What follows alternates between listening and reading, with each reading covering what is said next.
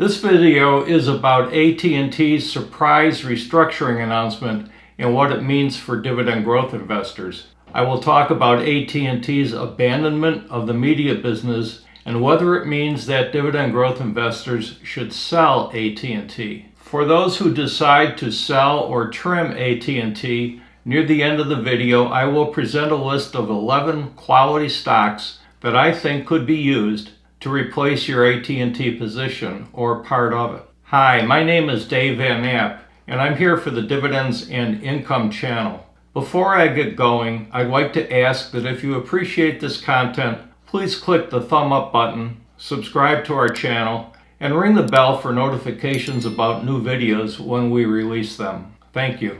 On May 17th, AT&T surprised everybody by announcing that it is going to spin off its media assets into a new separate company. AT&T is a major holding for many dividend growth investors, including me. AT&T's restructuring will result in an extension of its dividend freeze, which is now in its 6th quarter, plus a major cut of around 40% to its dividend next year when the restructuring is complete. In a nutshell, here's what AT&T is going to do. Number one, the plan is to combine AT&T and the company Discovery into a new separate company that they proclaim will be a global entertainment leader. They, and by they I mean AT&T and Discovery, at a combined announcement that they made, say that will unlock significant value by getting the Warner media assets out of AT&T and into a media-savvy company, supported by what will become one of the deepest content libraries in the world. Point number two is that AT&T shareholders will own 71% of the new company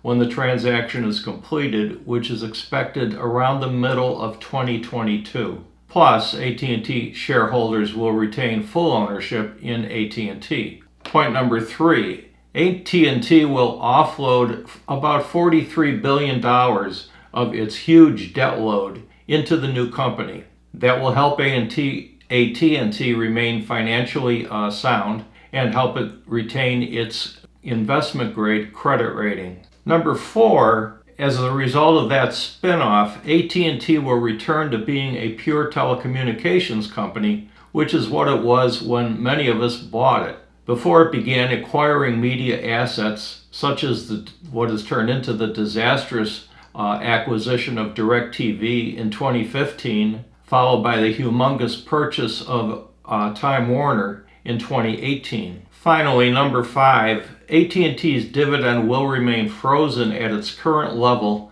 until the transactions are completed next year, at which time it will be cut by about 40%, from its current level of $2.08 per share annually to about $1.25 a share. Even though AT&T shareholders will receive 71% of the shares of the new company, it is unlikely that the new company will pay a dividend itself. Just for context on that, Discovery, in the media business, paid no dividend. This slide is what AT&T presented at its announcement to illustrate what's going on. I want to emphasize two things. The green circle around the 71% represents that AT&T shareholders, you can see the arrow goes up to AT&T shareholders from new company. AT&T shareholders will own 71% of the new company. The new company does not have a name yet as of the time I'm recording this. The other 29% will go to Discovery shareholders.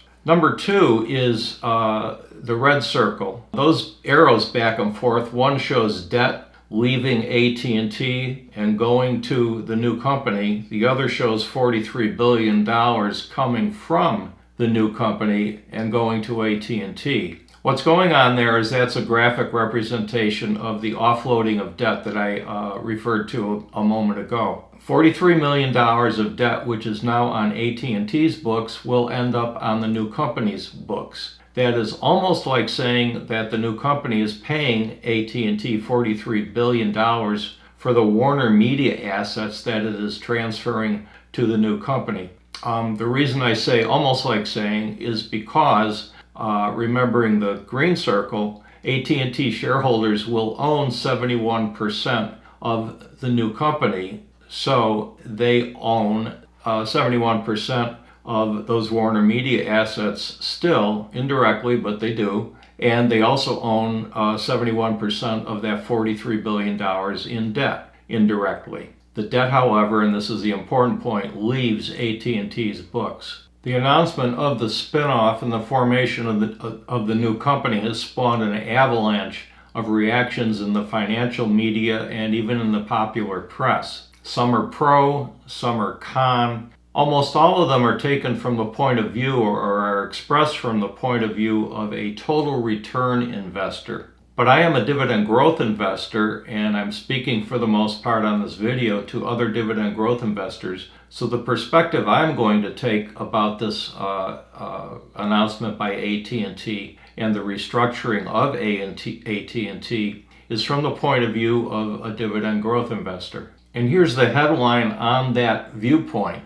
AT&T is no longer a dividend growth company. Those of you who know my work know that I have a very simple definition for what a dividend growth company is. There are only 2 points in my simple definition of a dividend growth company. Number 1 is that it pays a dividend, and number 2 is that it has increased the dividend for at least 5 straight years, and that streak is active right now. Prior to 2021, AT&T had been a dividend growth company with an unbroken streak of 36 consecutive years of annual dividend raises. However, the last time AT&T raised its dividend was in February of 2020, more than a year ago.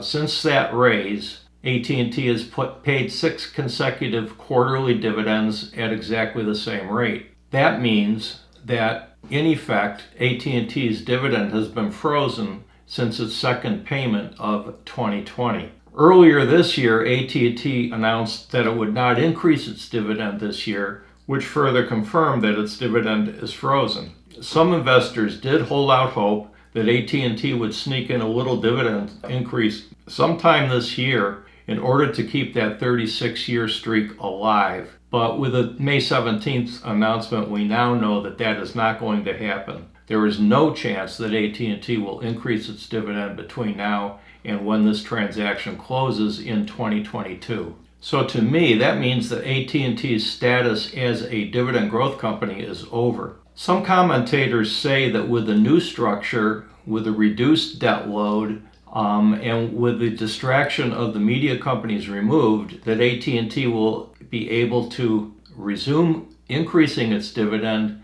after the transaction closes. But personally, I don't see how they can say that.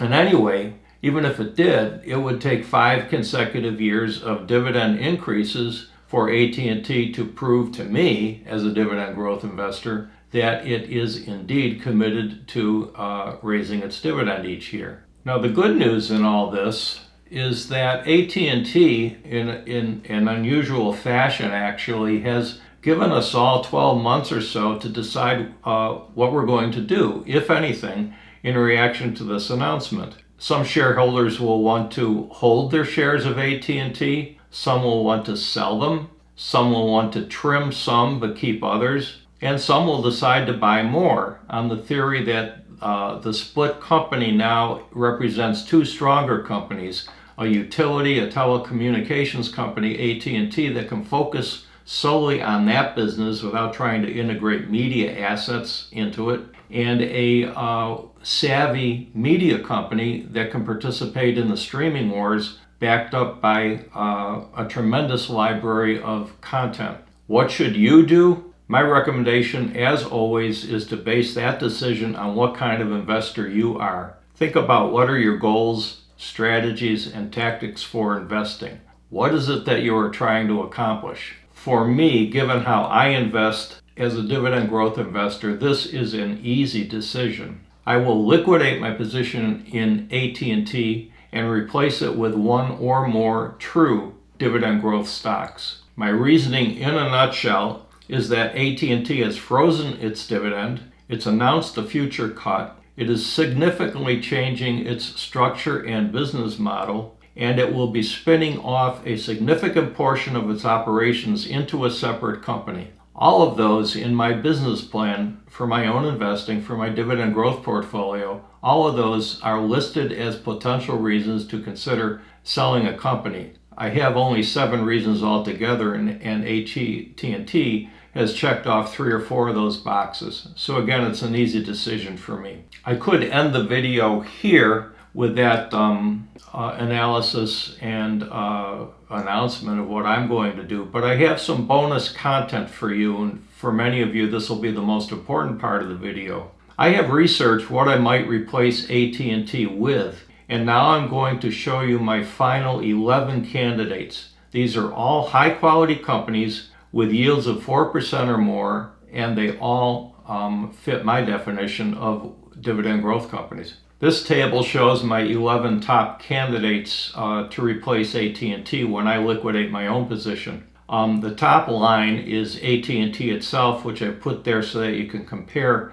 its values on the various metrics to the values of the companies that are potential replacements. Just to quickly go over what the chart shows you, you have the company name and its ticker symbol, its yield, its 5-year DGR, which means dividend growth rate. That's how fast the company has been increasing its dividend per year for the past 5 years. QS score 0 to 25 refers to my quality snapshot scores that I have discussed in other videos. A perfect score on that system is 25. I consider 15 and above to be an investable company, and I've covered them as I always do. Dark green means great, light green means good, yellow means okay or average, orange means below average. Valuations, I've done quick valuations, not deep ones, but fast ones on each one of the 11 companies,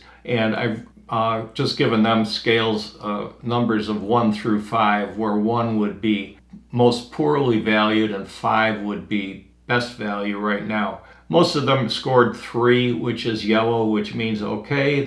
I think they're selling at fair values. One, Duke company, a utility, scored a 2, which means I think it's overvalued right now, but might be one that you want to keep an eye on. And 1 came in as undervalued, the drug company Gilead. The last column that says DGP, I put an X in that column if it's a stock that I already own in my dividend growth portfolio. You can see that I own 4 stocks. I own a 5th, AT&T, but I will be selling that. This table of replacements after you get past the AT&T line at the top is ordered by the quality snapshot score, the QS score, right in the middle of the table. So you can see those scores start with Pfizer at a high of 23, was the highest scoring company in this collection, and it goes down to 15, Prudential, the lowest scoring company. As I said before, I consider anything 15 or above to be investable, meaning non-speculative. I hope that this list helps you guys out in considering what companies you may want to buy if you decide to replace AT&T. And beyond that, this is a good list of high quality, fairly high yielding dividend growth stocks for any additions and considerations for your own portfolio. And that's it. I hope you guys make good choices. I want to thank you for watching. Please remember to click the buttons. I'll be back in a few days with the June update of my dividend growth portfolio. Bye, everybody.